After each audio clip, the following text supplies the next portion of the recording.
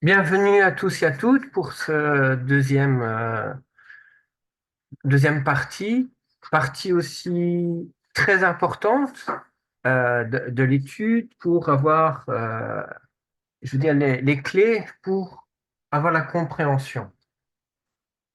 Alors, la fois passée, on avait fait une introduction pour savoir quelle est l'importance d'avoir un calendrier, les conséquences qu'il peut avoir si, si nous n'avons pas un calendrier.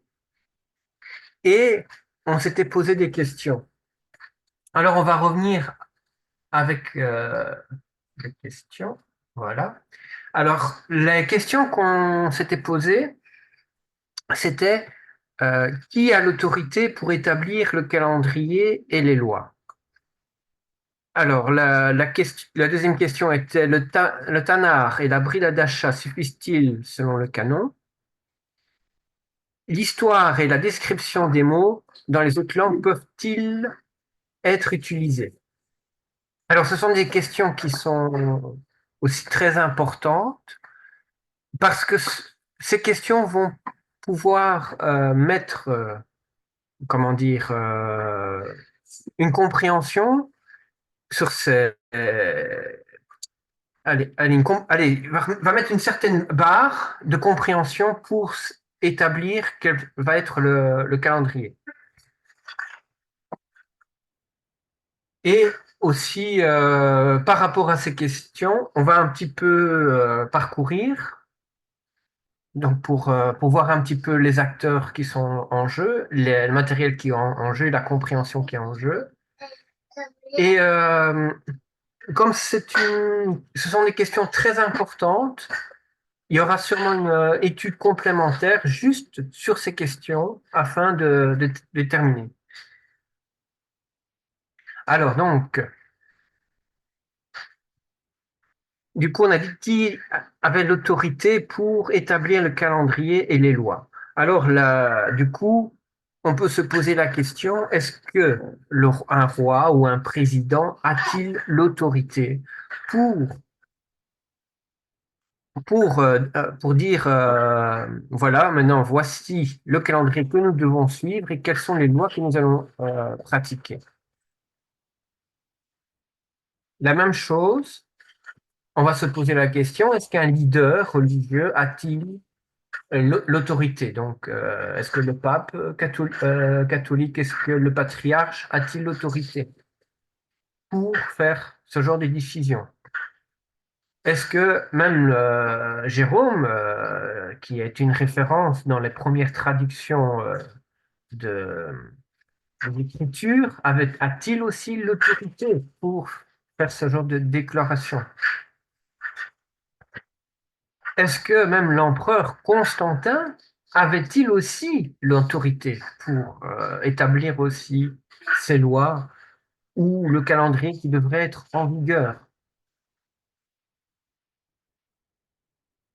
Est-ce que Martin Luther, qui était l'un des premiers pionniers du protestantisme, avait-il l'autorité aussi pour établir cela? On peut aussi se poser la question, est-ce que les rabbins, les, les pharisiens ont-ils l'autorité aussi pour faire cela?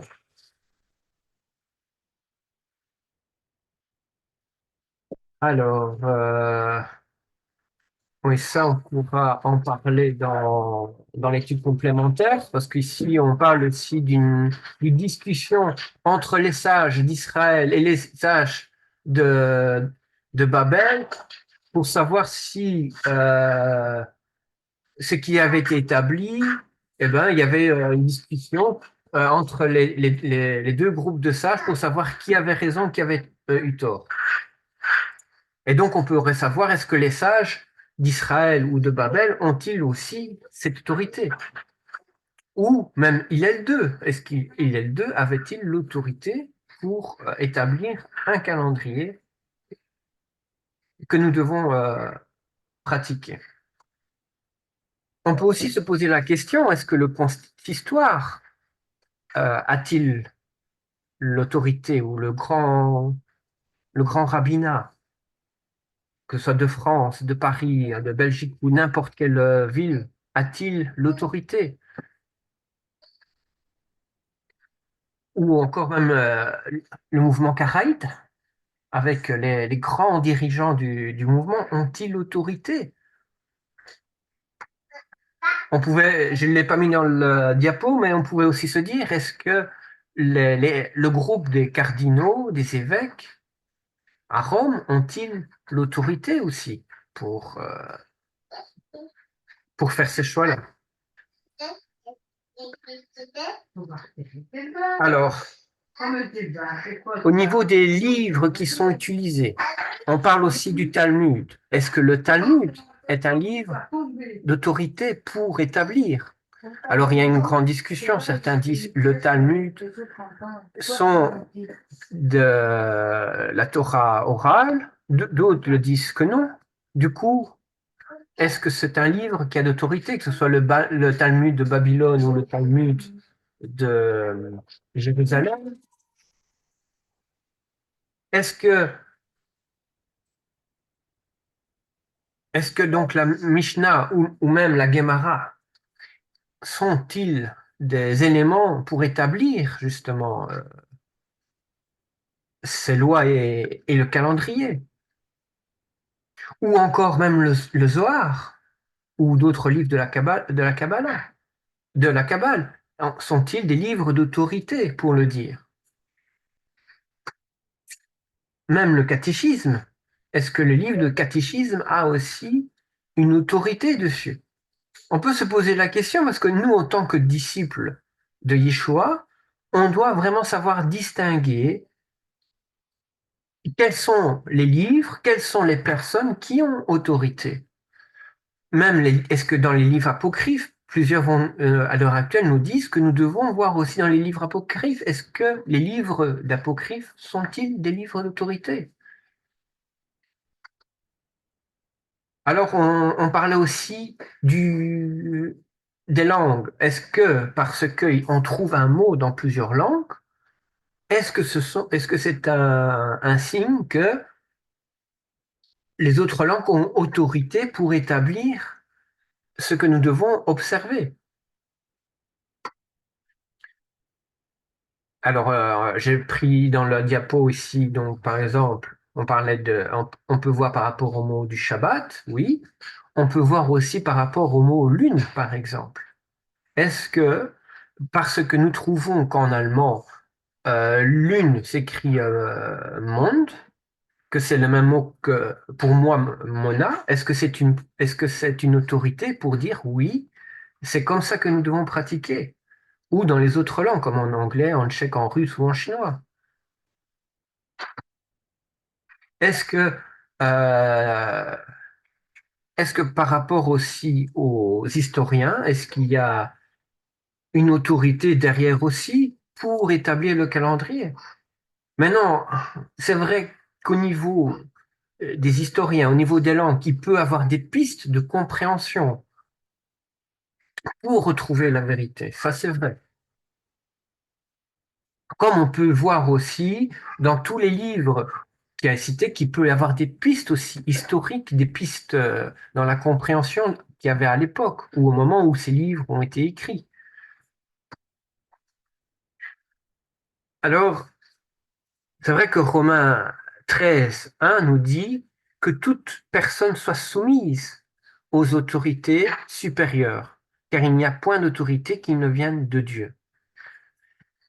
Maintenant, les autorités supérieures, oui, mais si l'autorité supérieure fait quelque chose qui va contre la volonté de Dieu, est-ce que nous devons encore le suivre? Ou est-ce qu'il doit y avoir une scission? Et ça, ce sont des questions que nous devons nous poser. Parce que si nous ne trouvons pas la réponse à ces questions, pour savoir, mais qui a l'autorité? Qu'est-ce, sur base de quoi que nous devons voir pour le calendrier ou même les lois? Parce que si nous n'arrivons pas à répondre à cette question, eh ben, ça va être très difficile à établir tout à fait un calendrier. Alors, donc du coup, je vous disais, ces questions-là, on peut les reprendre, même si vous le souhaitez, même la semaine prochaine, pour vraiment aller plus en profondeur, pour voir, mais qui finalement a cette autorité. Alors ce soir, je donne que des pistes de réflexion, mais si vous le souhaitez, la semaine prochaine, on peut rentrer que dans ce sujet-là. Comme ça, grâce à ce sujet-là, eh ben, on va éclaircir. Et puis, ça va un petit peu alléger l'étude parce que l'étude du calendrier est très, très, très, très, très, très, très, très grand. Oui, je vois, il y a une question, mais on répondra à la question après la session. Donc, je demanderai pour la question de le noter. Merci beaucoup. Comme ça, alors, on pourra répondre. Alors, du coup, on parle de calendrier, on parle aussi donc de fêtes. Quelles sont les fêtes que nous devons suivre? Est-ce que ce sont les fêtes françaises? Est-ce que ce sont les fêtes des Belges ou encore les fêtes de Wallonie? Car on trouve en France, en Belgique, même dans les autres pays du monde entier, des très très très belles fêtes, des très jolies fêtes. Ou alors est-ce que on doit se prendre une fête d'un mouvement religieux? Mais de quel mouvement nous devons prendre? Et alors du coup, on se pose la question aussi, doit-on travailler pendant ces fêtes-là? Et quelle fête on peut travailler, quelle fête on ne peut pas travailler? Évidemment, nous, en tant que disciples de Yeshua, eh ben, il y a, pendant les fêtes du monde, nous avons le droit de travailler. Nous avons même cet avantage parce que nous n'observons pas ces fêtes-là. Nous faisons les fêtes qu'Hachem nous a données. Et pendant les fêtes du monde, ben, nous pouvons travailler. Mais pendant les fêtes d'Hachem, nous allons voir que il y a des fêtes que nous ne pouvons pas travailler. D'ailleurs, toutes les fêtes qu'Hachem a données, nous ne pouvons pas travailler. Alors, si on parle des fêtes chrétiennes, parce qu'on pourrait se dire oui, en tant que disciples de Yeshua, ben, nous sommes tenus, entre guillemets, d'observer les fêtes chrétiennes. Alors, vous savez que les fêtes chrétiennes, on parle de Noël, Épiphanie, la Chandeleur, le Carême, les rameaux, la Pâque, l'Ascension, la Pentecôte, et l'Assomption et la Toussaint. Mais nous, en tant que disciples de Yeshua qui pratiquons la Torah, est-ce que nous devons suivre ces fêtes-là? Alors, si on voit par exemple pour Noël, ben, on va un peu rentrer en profondeur pour la fête de Noël. On voit que dans le livre de Luc, au verset 8, il nous est dit ceci. Il y avait dans cette même contrée des bergers qui vivaient dans les champs et qui gardaient leurs troupeaux pendant les veilles de la nuit. Et voici qu'un ange du Seigneur se tient au-dessus d'eux, et la gloire du Seigneur resplendit autour d'eux, et ils furent saisis d'une grande peur. Donc, il nous est dit qu'à cette période, au moment où Yeshua est né, eh ben, les bergers gardaient le troupeau dans les champs. Et ils y étaient là, allez, pendant les veilles de la nuit. Oui, ils étaient là, ils étaient dans les champs en train de s'occuper de leur troupeau. Eh bien, si, oui, je ne l'ai pas noté ici, mais si on voit que les, que les bergers étaient dans les champs, eh ben, ça veut nous dire tout simplement qu'il y a un gros problème avec le 25 décembre, qui est la date où on fête Noël, et avec le fait que les bergers étaient dehors, parce qu'on va voir qu'en Israël, ben, au mois le 25 décembre, eh ben, c'était la période d'hiver. Il n'était pas possible de rester dehors. Donc, ici, on a une preuve scripturaire que c'est pas possible. Et pourtant, on voit que les catholiques vont se baser que la fête d'anniversaire de Yeshua, eh ben, tomberait au mois de décembre parce que selon la compréhension aussi d'un des calendriers qu'ils ont vu, eh ben, ils ont compris en faisant un calcul qui est malheureusement faux, on verra plus tard pourquoi, que le calendrier ne, allez, que le 25 décembre n'est pas possible. En plus, le témoignage de Luc nous le prouve bien. Alors, il se base sur quoi? Euh, Parce qu'il faut savoir qu'on a retrouvé la répartition des Cohen, des prêtres, en 24 classes. Et que, comme il est écrit dans le livre de 1 des Chroniques, au verset 25, chapitre 25, à partir du verset 8 jusqu'au verset 8, oui, jusque le 12, verset 31, eh ben on va voir que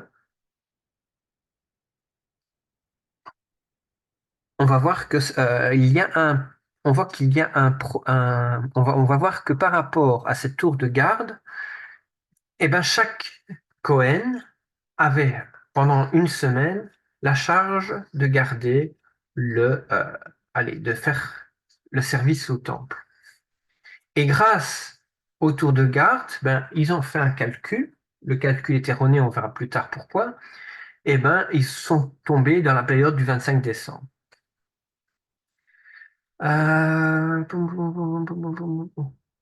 Donc voilà, donc il dit, c'est pour ça alors que selon le calcul des historiens, que c'est tombé à cette date-là, et que donc ça ne viendrait pas simplement du concile de 525. Mais le problème, en fait, que si, c'est à ce concile-là que ça a été fixé définitivement la date de Noël. Voilà. Donc ça, on pourra revenir dessus. Voilà. Donc, il se base aussi par rapport donc à la naissance de Jean-Baptiste. Il y a une tradition aussi dans le calendrier chrétien, comme quoi Jean-Baptiste est né. Boum, boum, boum, boum. Donc, il a été conçu le 23 septembre et le 25 mars, donc c'est la fête de l'Annonciation. Et c'est pour ça alors qu'il calcule que le 25 décembre est donc la date de la naissance.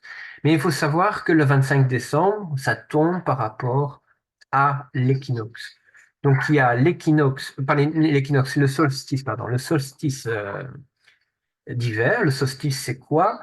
C'est au moment où la durée du jour est plus est à son niveau le plus bas par rapport à la durée de la nuit qui est à son maximum. Euh, Ah oui, donc ici, voilà. Donc, je vous disais tout à l'heure, donc pour les bergers, eh ben, il nous est dit, voilà, donc en Esdras 10, verset 9, donc la période où ils étaient dehors, donc qui correspondait au, allez, entre le 21 novembre, donc qui est le neuvième mois. Donc, si on prend le calendrier du roi David, c'est le neuvième mois, qui correspond entre le 17 Kislev et le 17 Tevet, et entre le 22 décembre et le 20 janvier, on va voir que ça correspond au 10e mois, et on voit que ça correspond entre le 18 Tevet et le 18 Sheva. Et pour cette période-là, eh ben, le livre d'Esdras nous dit, donc chapitre 10, verset 9, ainsi, tous ceux de Yehuda et de Benjamin se rassemblèrent à Yerushalayim, à Jérusalem, dans les 3 jours. C'était le 20e jour du 9e mois. Donc, vous voyez, on est dans les dates. Tout le peuple se tenait sur la place de la maison d'Élohim, tremblant au sujet de cette affaire à cause des pluies. Alors, les gens tremblaient, il pleuvait, donc c'est la période des pluies, et donc c'est une période très très froide. C'est pour ça que les gens tremblent. D'ailleurs, on peut le voir sur le schéma ici, hein. Donc, on peut le voir que le, les périodes où il pleuvait le plus, ben, vous allez voir que c'est le, le, 20 le mois de décembre où il y a donc en 100 millimètres de pluie, d'eau de pluie, mais vous voyez que les températures sont à peine qui avoisinent les 15 degrés, pardon. Et pour le mois de janvier, on voit que les pluies montent même jusqu'à 125 millimètres et on a des températures de au maximum avoisinant les 12 degrés. Tandis qu'on voit qu'en juillet, par exemple juillet et août, eh ben, ce sont des périodes très chaudes où on arrive à des températures supérieures à 27 degrés. Donc c'est pour ça qu'on voit que le mois de décembre, ça ne peut pas être le mois où les troupeaux étaient sortis parce qu'il faisait, ben, il faisait trop froid. Et aussi, il est aussi témoigné dans le livre de Jérémie, chapitre 36, verset 22. Il nous est dit, Or le roi était assis dans la maison d'hiver au neuvième mois, et un brasier était allumé devant lui. Donc il fallait qu'il se réchauffe parce qu'il faisait trop froid dehors.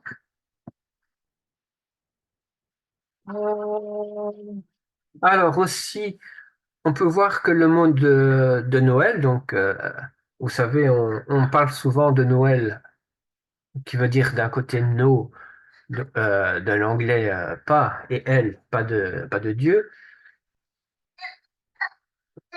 Mais la racine du mot Noël, qu'il faut savoir, provient du mot Nathalie,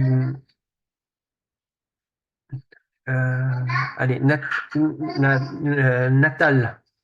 Donc, c'est le natalis, voilà, c'est le natalis, le jour de la naissance. On parle en fait de la naissance. Donc, c'est une fête qui célèbre la naissance. Mais du coup, on a associé la naissance de Yeshua à ce jour de fête. Mais il faut savoir qu'avant la période du christianisme, avant cette période-là, il faut savoir que c'est la naissance du soleil invaincu, hein, du Solatis Invictus, qui était célébré à cette période-là.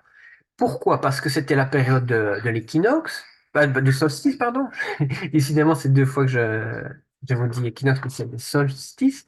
Et au moment du solstice, eh ben, c'était considéré comme la renaissance du soleil. Et donc, le soleil va gagner euh, par rapport aux ténèbres. C'est pour ça que on va voir que les journées vont se rallonger. Voilà, donc Noël veut dire nativité. Donc, on parle du jour de la naissance. Et donc, on vient de le dire, ben, pourquoi le 25 décembre? Ben, ça correspond au 21, allez, à l'heure actuelle, à quelques jours près, au 21 décembre, où il y a donc ce solstice d'hiver. Donc, on voit que le rayon du soleil ben, recommence à retaper plus vers, vers nos pays et vers la région aussi d'Israël.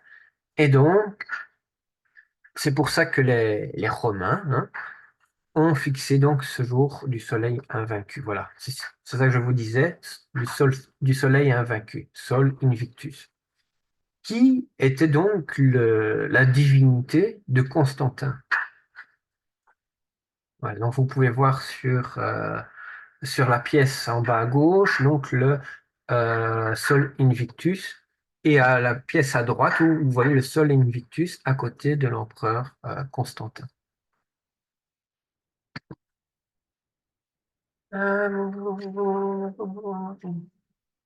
Oui, donc ici, on a donc l'explication, mais on va revenir plus tard. Après, on va parler des calendriers. Comme ça, vous allez comprendre plus en détail au moment où on va parler des calendriers, pourquoi on a telle date ou telle date qui a été fixée pour la naissance et pas le 25 décembre.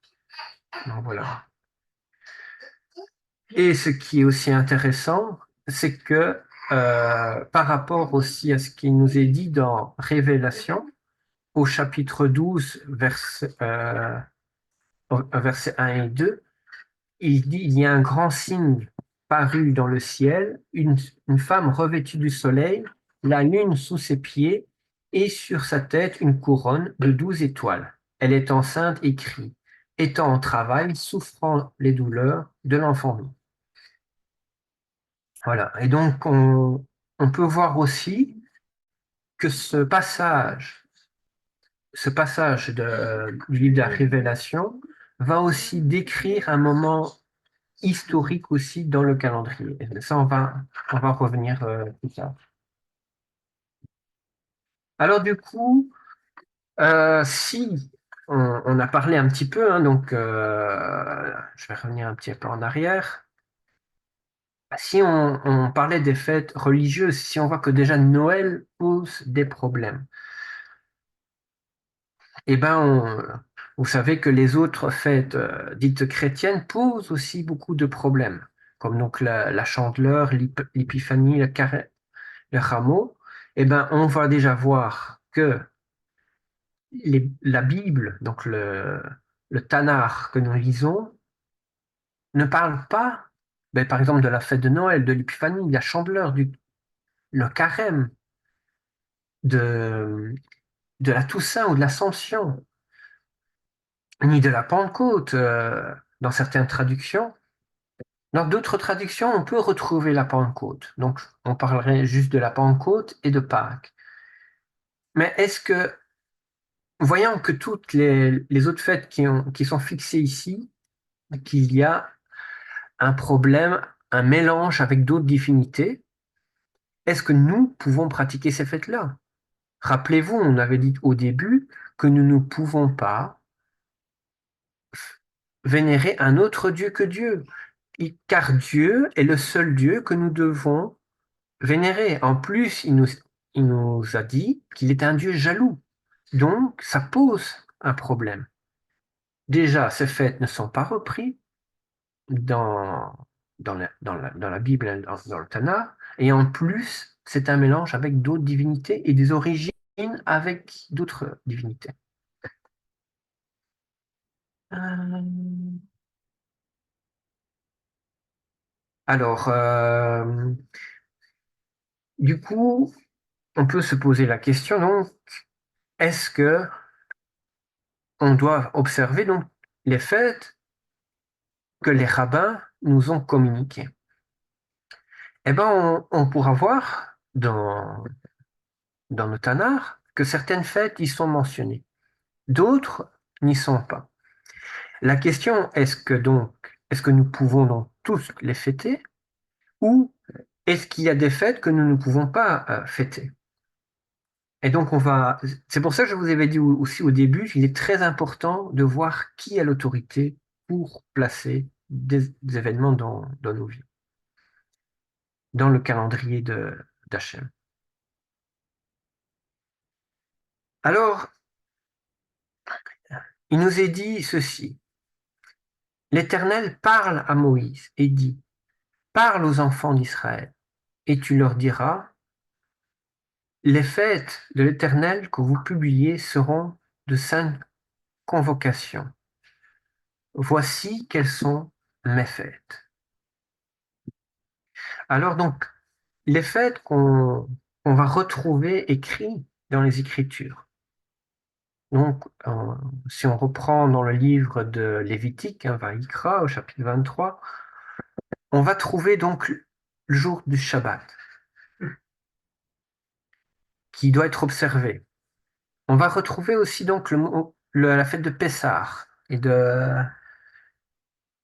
des matzot, hein. Donc ici, il est écrit sur le PowerPoint, à matzot, donc les pains sans levain, la fête des pains sans levain. On va voir la fête des prémices, à, à, à Bikurim. On va retrouver la fête de Shavuot, la Pentecôte. Donc vous voyez qu'on parle de la Pentecôte, mais comme on parlait dans les fêtes chrétiennes, mais attention, il faut faire la différence entre les deux. On va parler aussi donc de Yom Teruah, la fête des trompettes. On va parler de la fête de Kippour, le jour d'expiation. Et on va parler aussi de la fête de Sukkot, la fête des cabanes, des tabernacles.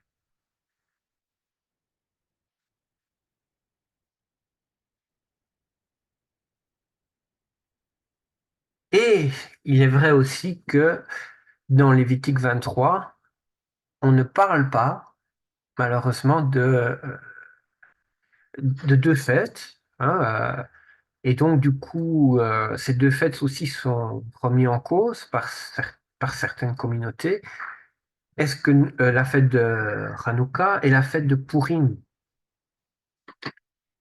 Donc, on peut voir que donc, les fêtes qu'on vient de citer avant, on le retrouve donc dans la Torah, on le retrouve dans les textes comme le livre de Lévitique, chapitre 23, où il nous est dit que ce sont des fêtes qui sont des fêtes chômées, que nous ne devons pas travailler. Ce sont les fêtes d'Hachem. Et par contre, il est vrai qu'il n'est pas cité Hanouka, ni Purim. Mais pourtant, on va voir que dans la Megillah d'Esther, dans le livre d'Esther, on va retrouver cette fête de Purim qui était instituée par la reine Esther. On va voir, on va voir la fête de Hanouka qui est repris dans le Talmud. Et on le voit aussi dans le texte comme le livre des Maccabées.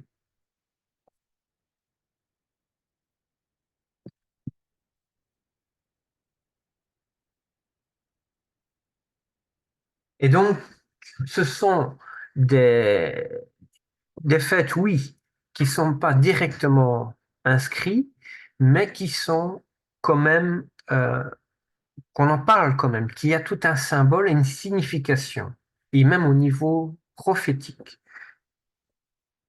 Alors, évidemment, pour parler de toutes ces fêtes, il faut aussi une étude complémentaire, parce que ça prend du temps, mais ce sont des fêtes qui sont placées dans le calendrier. Donc les 8 fêtes d'Hachem sont placées dans le calendrier. Et les deux fêtes que la Bible parle, donc si vous prenez donc une Bible catholique, vous allez trouver donc le livre des Maccabées qui parle de Hanouka, la fête de la dédicace, mais qu'on retrouve aussi dans le livre de Yohanan, de Jean, on voit que Yeshua était au temple lors de cette fête-là. Et on va voir dans la Megillah d'Esther, qui est dans tous les canons qui ont été acceptés, on parle de la fête de Purim. Et donc, il y a une signification spirituelle très importante.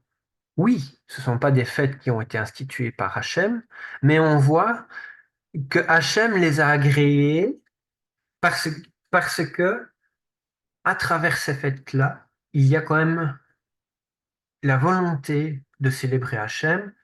Il y a aussi une volonté d'une mémoire qui est là en disant attention, nous devons protéger les valeurs d'Hachem et nous devons protéger aussi nos frères et sœurs contre l'attaque de l'ennemi. Et nous devons distinguer aussi les temps pour savoir aussi en cas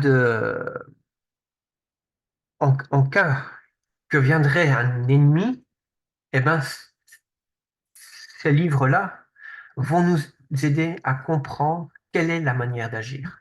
Dans tous les cas, il faut toujours garder la Torah, pratiquer la Torah. Et c'est ça que nous voyons dans ces livres-là. Et c'est ça qui les valeurs qui nous ont été retransmises, malgré les situations qui ont été vécues, hein, donc, pendant la période des Maccabées ou la période où a vécu la reine Esther, eh ben, on va voir que le peuple a tenu ferme. Le peuple s'est toujours accroché à Hachem. Le peuple a voulu préserver sa Torah et la pratiquer. Alors, oui, il fait déjà, je pense, 9h moins un quart. Alors, je vous propose, comme la partie que nous allons, la suite de cette partie 2 est une partie qui est très importante. Et donc, je vous propose qu'on va revenir la semaine prochaine. On va commencer par cela, parce qu'on va voir des mots de vocabulaire qui sont liés avec les versets que vous voyez à l'écran. Et donc, il va falloir un peu de temps. Et là, comme il fait déjà un peu tard, donc je pense on va arrêter pour ce soir et on va passer aux réponses aux questions qui sont posées. Amen, amen. Lionel? Oui, Oui, oui. Est-ce que, non, parce que j'ai bien écouté, quand tu as montré justement l'image dans Lévitique, chez les 7 fêtes de l'Éternel, tu as commencé avec le Shabbat, non? oui, Ce qui dit Lévitique 23, c'est correct, non? Mais là, quand on dit Shabbat, pour moi, ce que je comprends, hein? Après, il y a plusieurs diversités de comprendre les fêtes. Alors, le Shabbat, là, ça parle des Shabbats hebdomadaires. C'est-à-dire que tous les Shabbats, c'est fête. Tous les Shabbats, c'est fête. Ça commence avec ça, c'est à part, hein? Mais après, il y a les Shabbats annuels. Et le Shabbat annuel commence avec Pessah, qui a 3 fêtes. Pessah, la fête des pains sans levain, et la fête des prémices. Ça, c'est la troisième. Ça, c'est les fêtes de l'Éternel ou les Shabbats annuels. Mais ce que tu as mentionné par Shabbat au commencement, ça, c'est le Shabbat éternel. Ça, c'est toujours ces Shabbats. Ça, c'est le corps. Attends. oui, c'est juste ce que tu dis. C'est le premier, c'est les Shabbats hebdomadaires, donc de chaque semaine. C'est ça que je mets. Et puis on parle des Shabbats, donc Alors, des autres fêtes. exact. Alors, le premier, ce que tu as mentionné, Shabbat, c'est Shabbat hebdomadaire. Après, c'est les Shabbats annuels. Il y a les 7 fêtes de l'Éternel qui commencent avec 14 Nissan, qui est Pessah, la fête des pains sans levain et la fête des prémices, signe de résurrection. Quatrième, c'est Shavuot.